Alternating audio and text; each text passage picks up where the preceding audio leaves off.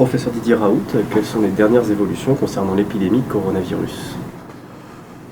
L'épidémie de coronavirus, comme on avait commencé à le voir, prend une forme de cloche qui est très banale dans les maladies virales. Vous voyez, ça c'est le nombre de cas hebdomadaires que nous voyons ici à Marseille, qui a cette forme de cloche très typique, mais qu'on a tous les ans avec la grippe, le virus respiratoire syncytial. Et donc, on pouvait toujours imaginer que cette maladie allait se comporter différemment, mais en réalité elle se comporte comme toutes les autres. Vous voyez, ça c'est une projection qui est faite par les gens de Singapour sur l'évolution en France, qui prédit avec justesse ou non, mais enfin les prédictions c'est toujours, la limite c'est toujours un peu difficile à déterminer, que dans le mois de mai ceci devrait s'arrêter.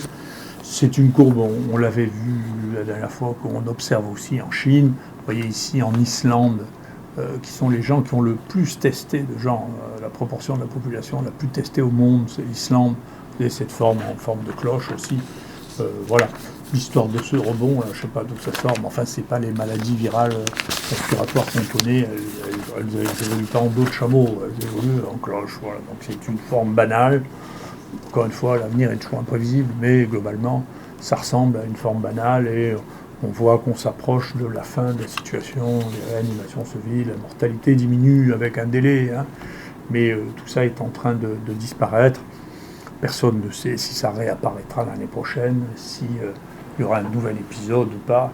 Tout ça, c'est des prédictions. Bien sûr, je suis bien incapable de faire des prédictions de cette nature, puisque le seul réservoir qu'on connaisse, c'est un réservoir d'animal sauvage, et donc la chance que l'on reparte avec un réservoir d'animal sauvage est beaucoup plus rare que celle d'animaux d'élevage, comme c'est le cas pour la grippe.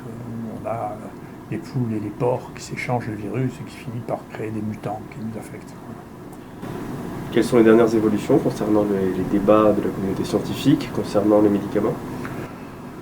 Moi, j'ai toujours pensé que c'était juste une question de temps. Si vous voulez, les Chinois ont beaucoup communiqué sur ce problème-là parce qu'ils étaient très en avance, et ils finissent par sortir petit à petit toutes leurs études. Toutes leurs études montrent que, le médicament de Gilead sur lequel la France a beaucoup misé, qui est le Redemsivir, ça ne marche pas. Donc il y a vraiment une énorme étude multicentrique qui a été faite contre placebo, qui montre que ça ne marche pas. Immédiatement, celui qui est le leader de ce test aux États-Unis, enfin aussi sans le moins de publications, a dit si ça marche, mais ça ne permet pas de sauver de vie. Donc on sait maintenant, aussi bien sur l'étude des États-Unis que sur l'étude chinoise, que le Redemsivir ne permet pas de sauver les gens. Il n'y a pas de différence dans la mortalité, ce n'est pas un médicament qui sauve les gens. Donc c'est une chose. C'était déjà vrai sur le lopinavir, qui était la deuxième branche qui avait été testée ici. Ça ne sauve pas les gens. Donc c'est deux médicaments qui ne sauvent pas les gens. Le troisième point qui se passe, c'est alors et les autres à base de chloroquine. Pour l'instant, ce que l'on voit, c'est qu'il y a un gros travail qui a été fait en Chine, encore une fois, sur plus de 500 personnes, chez des malades très affectés, avec une mortalité très lourde, et que dans ces conditions, la mortalité était divisée par 2. Donc c'est les seuls, pour l'instant, à avoir des résultats significatifs sur la mortalité. Un énorme travail vient aussi d'être publié, qui confirme ce qui avait été dit par le professeur Zhang depuis le début, c'est que quand on donnait de la chloroquine à 500 mg ou à 1 g par jour, on améliorait de manière significative les signes cliniques et on faisait disparaître le virus beaucoup plus rapidement que quand on ne donnait pas de chloroquine. Donc c'est des études qui sont énormes, basées sur beaucoup de gens, qui montrent ce que nous, on savait déjà, qu'on avait bien compris, c'est que la chloroquine et l'hydroxychloroquine ont un effet antiviral et un effet aussi anti-inflammatoire. C'est la raison pour laquelle ils sont utilisés, qui fait que c'est probablement le seul groupe de médicaments qui peut jouer un rôle au début de la maladie et à la fin de la maladie, c'est-à-dire quand il y a des virus, et quand il n'y en a plus, il y a une réaction inflammatoire. Et il y a un travail qui a été fait, donc je ne sais pas s'il est déjà publié ou pas, qui montre que les pays qui ont utilisé la chloroquine ou l'hydroxychloroquine comme traitement ont eu une évolution de la dynamique des morts plus lente que les pays qui n'ont pas voulu l'utiliser, ce qui explique peut-être pourquoi les pays d'Extrême-Orient et les pays du Sud ont eu moins de morts que l'Europe et les États-Unis, qui ont un nombre de morts qui est extrêmement plus important que les autres pays. Voilà, donc c'est le point sur les traitements. De manière, tout ça se mettra tranquillement en place petit à petit, et on verra bien une fois qu'on aura la synthèse de tout ça, mais je n'ai pas beaucoup de doutes sur le résultat, j'en ai pas depuis le début. Quelles leçons pouvez-vous tirer avec vos données concernant la mortalité et la spécificité de la mortalité par coronavirus? Donc la mortalité, en fonction de la prise en charge et du nombre de patients que l'on teste, dépend beaucoup. Elle varie. Chez nous, par exemple, on a, chez les gens qui sont traités par hydroxychloroquine et azithromycine, on a une mortalité très basse qui est de l'ordre de 0,5%, qui est très très basse. Mais il y a l'équivalent en Islande où il y a eu une prise en charge très très tôt, un test massif de population, et pareil, une mortalité qui est de cet ordre-là.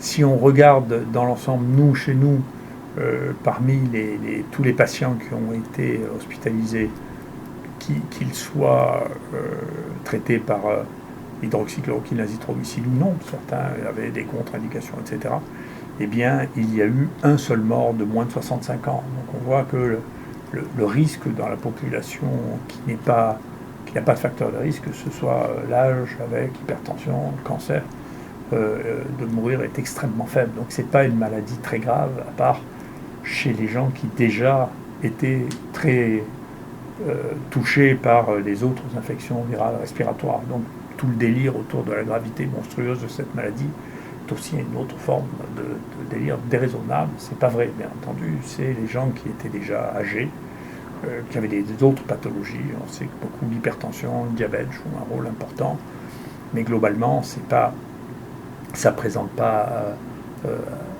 à la fin une surmortalité particulièrement exceptionnelle. C'est grave chez les sujets qui sont déjà à risque. Il fallait essayer de détecter le plus tôt possible et traiter le plus tôt possible avant qu'ils aient des insuffisances respiratoires très importantes.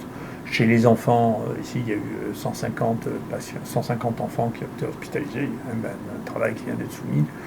Il n'y en a aucun qui a présenté de grandes difficultés. Donc s'il existe des formes exceptionnelles de gravité chez l'enfant, c'est bien possible. Enfin, on ne les a pas vues ici, donc c'est probablement pas extraordinairement commun.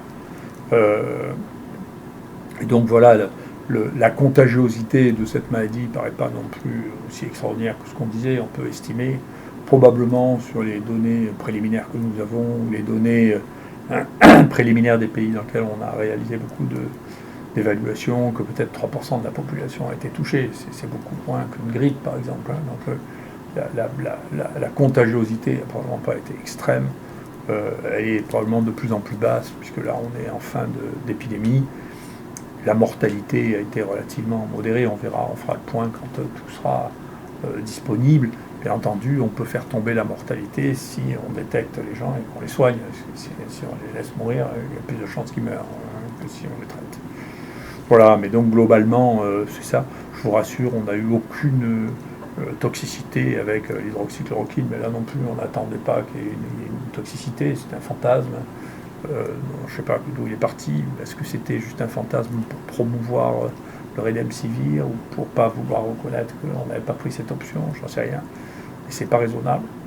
Ce qu'on a redécouvert à cette occasion aussi, c'est l'importance des scanners low dose pour ne pas irradier trop les gens et avoir des scanners. Il y aura une réflexion certainement du pays pour avoir un équipement en scanner suffisant. On est un des pays qui a le plus bas niveau d'équipement en scanner. Il faudra bien rattraper ce bas niveau d'équipement si on veut passer à une approche moderne qui est de remplacer la radio du thorax banale par des scans low dose qui permettent de voir les choses. Et donc la phase dans laquelle nous on est rentré, en dehors de l'analyse et de la publication de toutes nos données, on a la plus grosse série mondiale de patients traités avec le coronavirus. Donc très bien, on va sortir ça. Notre série déjà, qui est déjà la plus grande, sur 1000 patients, vient d'être acceptée. Et puis nous, ce qui nous intéresse maintenant, c'est les séquelles. On sait que dans le SARS, il y avait jusqu'à 20% de gens qui avaient des insuffisances respiratoires après avoir fait une pneumopathie. Nous, on a trouvé avec le scanner que 65% des gens qu'on disait asymptomatiques avaient des lésions au scanner, donc qui n'ont pas été diagnostiqués. Et donc, chez nous, les gens qui ont été diagnostiqués avec un Covid, qui avaient déjà des images au scanner, on veut les revoir pour voir s'il y a une évolution vers une insuffisance respiratoire et vers des images spécifiques qui ont été vues chez les gens qui étaient en réanimation, mais qui sont plausibles aussi chez les gens qui avaient des formes qui cliniquement n'étaient pas très parlantes, mais qui avaient des lésions qui étaient visibles sur le plan du scanner. Et ça, c'est notre prochaine étape, c'est d'essayer de faire le point sur les séquelles de ça, de les détecter, de voir s'il y a des traitements à leur donner, parce que c'est ça la suite de l'histoire. C'est plus l'épidémie d'infection aiguë, c'est les séquelles des gens qui ont été infectés. Merci.